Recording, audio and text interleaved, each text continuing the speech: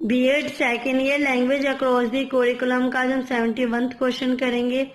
Describe the relationship linkage between reading and writing. क्या relationship या linkage होता है रीडिंग और राइटिंग का, और how both skills are both important in literacy development.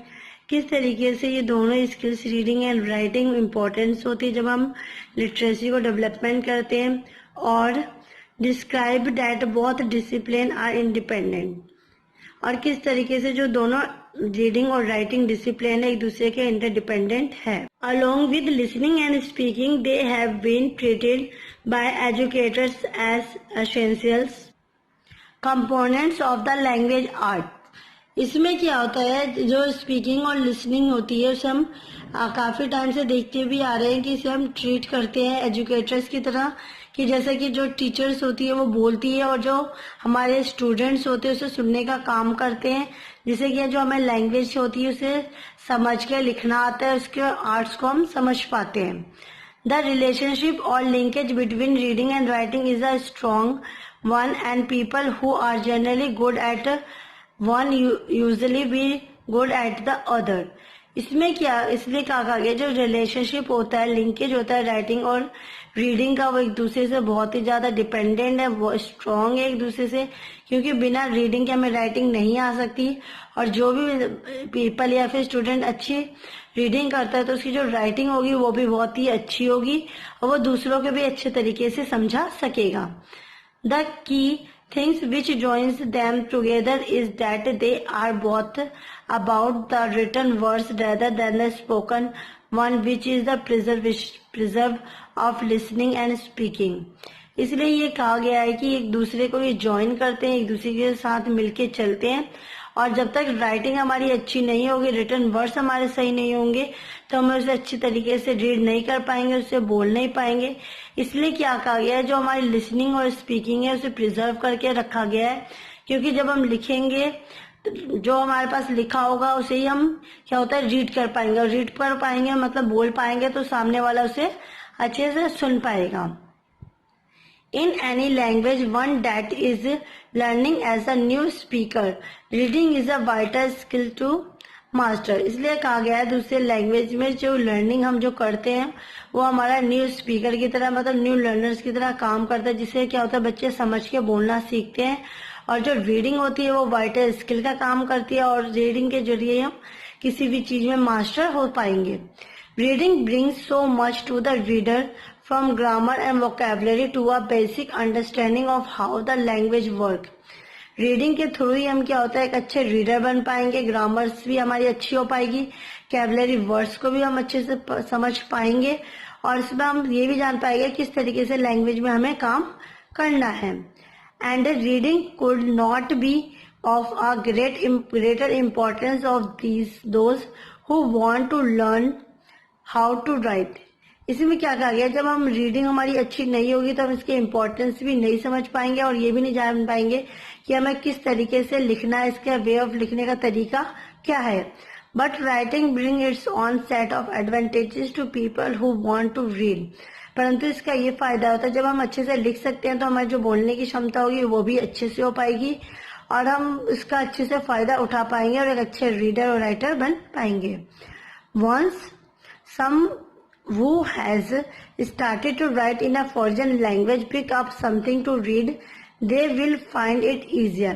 जब हम देखते हैं कि हम एक अच्छा राइटर बनना चाहते हैं, हम अच्छे से लिखना स्टार्ट करते हैं, तो हमें जो फॉरेन वर्ड्स होते हैं, लैंग्वेजेस होती है, उसे क्या होता है पिकअप करना चाहिए, उससे अच्छे से रीड करना आना चाहिए, जिससे कि हम इजियर तरीके से जो वर्ड्स को बोलेंगे, जो हम प्रोनाउंसिएशन करेंगे उसे हम लिख पाएंगे। So as we can see the relationship between reading and writing in a language is strong is important. और इसमें क्या कहा गया है, इसलिए हम देख सकते हैं कि जो इसका रिलेशनशिप होता है रीडिंग और राइटिंग की लैंग्वेज का, वो बहुत ही ज्यादा स्ट्रॉन्ग भी होता है और इम्पॉर्टेंट भी होता है। No one who is learning a language can think they can only learn one discipline as they are also inextricably linked. इसमें क्या, इसलिए हम ये नहीं कह सकते कि हम सिर्फ जब हम रीडिंग और राइटिंग से सिर्फ लर्निंग ही कर सकते हैं लैंग्वेज की, सिर्फ एक ही लैंग्वेज की, ऐसा नहीं होता। ऐसा हमें सोचना भी नहीं चाहिए जिससे कि हम सिर्फ एक ही डिसिप्लिन के बारे में सीखते हैं, परंतु इससे क्या होता है रीडिंग और राइटिंग से हम एक से ज्यादा चीजें भी सीखते हैं और इस चीज को हम एक दूसरे से लिंक्ड भी करते हैं। Of course there are differences and writing and listening are both about understanding language. इसलिए हम कह भी सकते हैं कि जो हमारा राइटिंग और लिसनिंग के बीच का जो डिफरेंसेस है, तो दोनों को लैंग्वेज को समझने के लिए क्या होता है हमें उसका अंडरस्टैंडिंग समझना ज्यादा जरूरी है, क्योंकि बिना राइटिंग और बिना लिसनिंग के हमारे क्या होता है रीडिंग और स्पीकिंग का कोई मतलब नहीं होता। ये सभी चीजें क्या होती है एक दूसरे से इंटरलिंक्ड होते हैं। अगर हम कुछ राइट करेंगे तो ही उस चीज को हम रीड कर पाएंगे और उसी चीज को क्या होगा फिर हम स्पीक करेंगे तो भी तो सामने वाले इंसान उसे सुन पाएगा। Our child literacy development is depend on this interconnection between reading and writing। इसलिए जब हम एक बच्चे को पढ़ाते हैं उसके अंदर डेवलपमेंट करते हैं चीजों का कि किस तरीके से उसे लर्निंग करनी है, किस तरीके से अपने बुक्स वगैरह को पढ़ने कैसे उसे आगे बढ़ना है, तो इसलिए उसे क्या होता है उसे डिपेंड होना पड़ेगा कि उसे इसके बारे में नॉलेज प्राप्त हो, वो उसके बीच का जो कनेक्शन है इंटरकनेक्शन वो जान सके रीडिंग एंड राइटिंग के बीच का, और जो टीचर्स भी हो उन्हें अच्छे से बच्चों को समझा सके। Reading provides young people with prior knowledge that they can see use in their stories. इसमें क्या होता है जो टीचर्स होती है बच्चों को रीडिंग करती है, रीडिंग करके स्टोरी वगैरह समझाती है, उन्हें सुनाती है, जिससे कि उनका जो प्रियर नॉलेज होता है वो इंक्रीज होता है छोटे बच्चों का। वो स्टोरी के माध्यम से ही बच्चों को नॉलेज प्रोवाइड करने की कोशिश करती है। One of the primary reason that we read in to learn, इसके क्या कहा है जो हमारा प्राइमरी फोकस होता है बच्चों के लिए कि सबसे पहले क्या होता है हम बच्चों को रीड करके उसे लर्न करना सिखाएं। Specially while we are still in school, a major portion of what we know comes from the text we read। इसलिए क्या होता है जो स्पेशली जब हम स्कूल टाइम होते हैं, स्कूल में जो बच्चे होते हैं ज्यादा से ज्यादा टाइम एक्सपेंड करते हैं और नई नई चीजें एक्टिविटीज वगैरह भी क्या होता है स्कूल्स में ही सीखते हैं। इस वजह से जो बच्चों की जो बुक्स होती है टेक्स्ट बुक होती है उससे हमें रीड करना सिखाना चाहिए, उससे बच्चों को क्या करना चाहिए सेल्फ रीडिंग के लिए भी बोलना चाहिए। Since writing is the act of transmitting knowledge in print, we must have information to share before we can write it। इसमें क्या क्या आ गया जो हमारे राइटिंग में दिया जाता है, जैसे हमारी जो प्रिंटेड बुक आती है तो इसमें जो इन्फॉर्मेशन दी जाती है जो प्रिंट हुई होती है उसे क्या होता है हमें बच्चों के तक ट्रांसफर करनी चाहिए। उसकी जो इन्फॉर्मेशन होती है वो बच्चों को देनी चाहिए, जिससे क्या होती है उनकी जो नॉलेज होती है वो बढ़े और उस चीज के बारे में वो समझ सके लिखने से पहले। मतलब जब हम बच्चों को राइटिंग करवाएं उससे पहले बच्चों को हमें क्या होता है रीडिंग के थ्रू चीजें कुछ समझाने की कोशिश करनी चाहिए। Therefore reading plays a major role in writing. इस वजह से जो रीडिंग होता है प्ले करता है एक मेजर रोल किसमें राइटिंग में, क्योंकि राइटिंग करने से पहले हमें रीडिंग करनी आनी चाहिए और उससे जब हम रीडिंग करेंगे तभी तो हम उसे अच्छे से लिख पाएंगे। At the same time practice in writing helps children build their reading skills. इसमें क्या कहा गया है जब हम बच्चों को प्रैक्टिस करवाते हैं राइटिंग की तो उस टाइम में क्या होता है जब बच्चों की जब तक रीडिंग स्किल्स अच्छी नहीं होगी उसमें इम्प्रूवमेंट नहीं होगी तो उनकी राइटिंग की जो प्रैक्टिस करवाएंगे उसमें उनको कोई फायदा नहीं मिलेगा। This is specially true for younger children who are working to develop phonemic awareness and phonic skills. इसलिए जरूरी है कि जब हम यंगर बच्चों को राइटिंग और रीडिंग के बारे में समझाएं तो उनको इसके बारे में पता होना चाहिए फोनेमिक अवेयरनेस क्या होता है और फोनिक स्किल्स क्या होते हैं। फर्स्ट है हमारा phonemic awareness. Phonemic awareness helps on children read and right new words. इसमें क्या होता है जब फोनेमिक अवेयरनेस के बारे में बच्चों को पता होना चाहिए, उसके लिए उन्हें जागरूक होना चाहिए, जिससे कि हम बच्चों के अंदर डेवलप कर सके कि किस तरीके से उन्हें रीड करना है और किस तरीके से उन्हें राइट करना है न्यू वर्ड्स को। Similarly, phonics skills or the ability to link sound together to construct words are reinforced when children read and write the same words। और फोनिक्स स्किल्स क्या होता है जिसमें क्या होता है हम बच्चों की एबिलिटी होती है कि वो अपने साउंड से जो हम उन्हें के आगे रीडिंग कर सके, तो उसे जब वो सुनते हैं तो उसको सुनने से उस चीज को उस वर्ड्स के बारे में वो बता कर सके कि हाँ क्या वर्ड्स बोला जा रहा है, उस चीज को वो सुन के लिख सके, वो भी सेम वर्ड्स को। इसे क्या कहेंगे हम फोनिक्स स्किल्स। नेक्स्ट है हमारा integrating sounds instruction in reading and writing. इसमें क्या होता है जो साउंड होता है उसका भी बहुत ही ज्यादा रोल होता है जब हम रीडिंग करते हैं या फिर राइटिंग करते हैं। Phonemic awareness and phonic skills are two of the pillar of reading. जो हमारा फोनेमिक अवेयरनेस है और फोनिक स्किल्स है वो हमारे क्या होता है, पिलर की तरह काम करते हैं हमारी रीडिंग में, ये बहुत ही ज़्यादा इंपॉर्टेंट होते हैं। Without understanding the connection between reading and writing can help solidify this skills in young readers. बिना अंडरस्टैंडिंग, बिना समझा और ना ही उसके कनेक्शन को जाने हम रीडिंग और राइटिंग अच्छे से नहीं कर सकते। इसलिए हमें क्या हो, सबसे पहले फोनेमिक अवेयरनेस और फोनिक स्किल्स के बारे में जानना चाहिए। उसके बारे में जब हम अच्छे से समझ सकते हैं, क्योंकि इसी के थ्रू, इसी के हेल्प से ही हम जो यंग रीडर्स है उसकी जो स्किल्स है उसे डेवलप कर सकते हैं। Parents and teachers should help children sound out words in their reading and writing। इस वजह से जो पेरेंट्स होते हैं और टीचर्स होते हैं बच्चों की मदद करते हैं। जब वो साउंड करते हैं, वो जो बोलते हैं, उससे क्या होता है, बच्चे उसे समझ के लिखने की कोशिश करते हैं। इससे क्या होता है, उनकी जो रीडिंग और राइटिंग स्किल्स होती है वो इम्प्रूव होती है।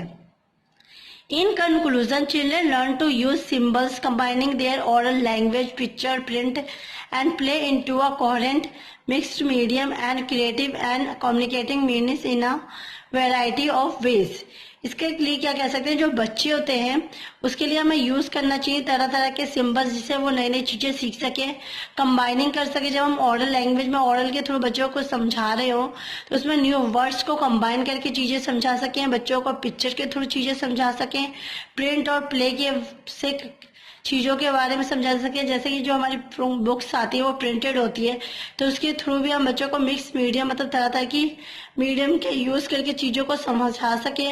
कुछ क्रिएटिंग और कम्युनिकेशन करके अलग अलग तरीके से भी बच्चों को चीज़ें सिखा सकते हैं।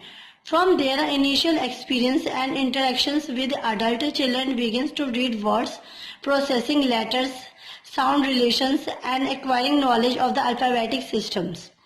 इसमें क्या कहा गया है, जब हम बच्चों को क्या होता है, जो बच्चे इनिशियली एक्सपीरियंस ले रहा होता है या फिर जो एडल्ट स्टेज में होता है, जिसे इंटरेक्शन के बारे में पता होता है, रीडिंग एंड राइटिंग के बारे में, उससे क्या होता है, जो बच्चे होते हैं उसे ईजिली कैच कर पाते हैं। परंतु जो बच्चे जिनकी स्टार्टिंग होती है कि किस तरीके से ना रीड वर्ड्स करने होते हैं, तो उस पर क्या होता है, हमें ज़्यादा ध्यान देना होता है, उन्हें अच्छे से रीडिंग करवानी चाहिए जिससे कि उस चीज़ को समझ सकें। लेटर्स जो होते हैं उसके बारे में हमें साउंड करके बताना चाहिए, उसका जो आपस में वर्ड्स है उसका रिलेशंस बताना चाहिए कि किस तरीके से हम उसे इजीली लर्न कर सकते हैं और रिलेट कर सकते हैं एक दूसरे से, जिससे कि जो बच्चों की नॉलेज होगी वो इम्प्रूव होगी और वो अल्फाबेटिक सिस्टम यानी अल्फाबेट्स को इजीली समझ पाएंगे। As they continue to learn, children increasingly consolidate this information into patterns that allow for automaticity and fluency in reading and writing। इससे क्या होता है, जैसे हम लगातार जब बच्चों की लर्निंग करवाते रहेंगे, उन्हें लर्न चीज़ें करवाते रहेंगे, तो जिससे बच्चे क्या होते हैं उस चीज़ को इजीली लर्न कर सकेंगे, इनकी जो इन्फॉर्मेशन होगी वो भी बढ़ेगी, प्लस में उस पैटर्न को भी वो फॉलो करेंगे जिससे टीचर्स उन्हें चीज़ें सिखा रही होगी और ऑटोमेटिकली वो चीज़ को क्या होता है अपने आप से ही वो उससे फिर करने लगेंगे विदाउट टीचर्स के बार बार कहने से। और इससे क्या होगी, जो इनकी रीडिंग और राइटिंग होगी वो भी फ्लुएंस होगी, उसमें भी इम्प्रूवमेंट आएगी। Consequently, reading and writing equation is conceptualized better or development continue than as an और नथिंग फिनोमिनल। इसमें क्या होता है, जब हम बच्चों की रीडिंग एंड राइटिंग को कंटिन्यूसली करवाते जाएंगे, इससे क्या होगा, जो बच्चे हो गए वो खुद से ही कॉन्सेप्ट को गेन कर पाएंगे, वो चीज़ों को समझ पाएंगे और खुद से उनका जो डेवलपमेंट होगा वो क्या होगा, बेटर डेवलपमेंट होगा, जिससे क्या होगा उनके अंदर ज़्यादा से ज़्यादा इम्प्रूवमेंट आएगी, वो खुद से करने की कोशिश करेंगे और इसमें क्या होगा वो खुद से आगे बढ़ेंगे और फिर वो सेल्फ भी स्टडी और रीडिंग राइटिंग भी कर सकेंगे। आई होप आपको आज की वीडियो पसंद आई होगी। प्लीज़ मेरे वीडियो को लाइक, कमेंट एंड सब्सक्राइब कीजिए। Thanks for watching.